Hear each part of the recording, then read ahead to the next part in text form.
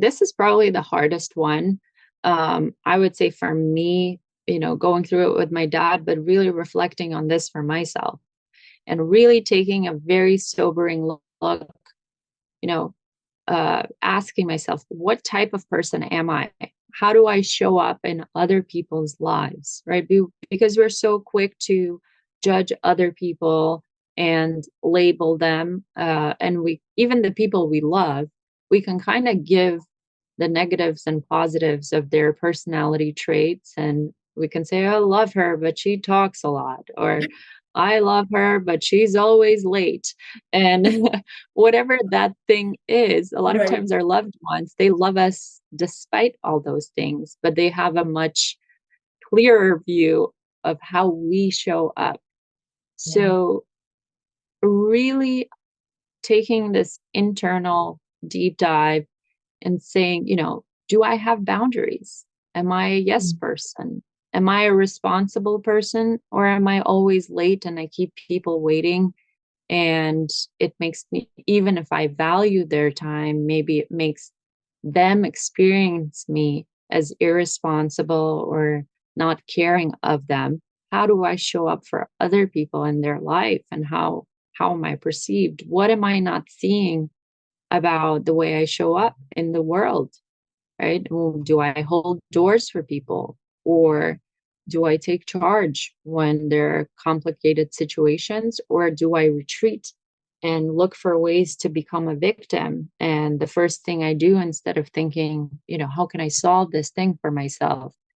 I think about, oh, poor me, and let me call every person in my phone and mass text message. Oh my God, you guys not going to believe what just happened to me. This is wrong. This is wrong. This is bad. And, staying in that victim state because it's something we learned when we were young.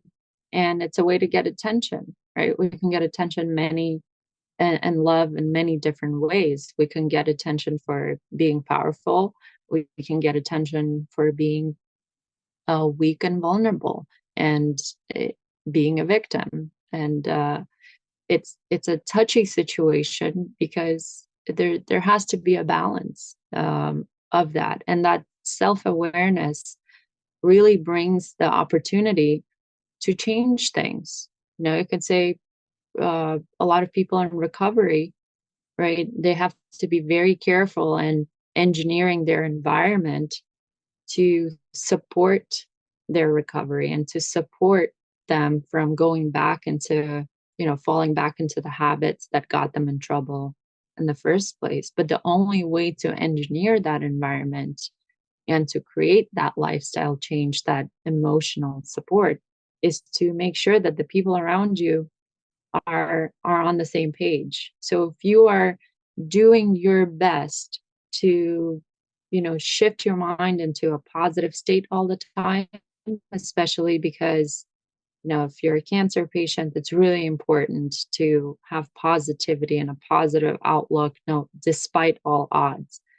But then you have a neighbor that's a negative Nancy that comes in and just pours the negativity on. Did you see the news and the world's come to the end? And and oh my God, poor you, you're dealing with diagnosis. I heard nobody ever survives this, what you're going through. How Oh are you going boy. to deal? It happens all the time. And it's a very different experience than having a person that's bringing their uplifting, positive, motivational, you know, everything always works out. No matter what happens, you'll get through this. And even if the odds are not in your favor, I bet we can search every diagnosis in the book and every type of cancer that there's been around. There's at least one person that survived. And maybe you could be number two, I right? like And that. that's what I always tell my patients that have the really rare cancers. If somebody else did it, why not you be next? And that spiritual, emotional charge is important for all of us, no matter what we're dealing with.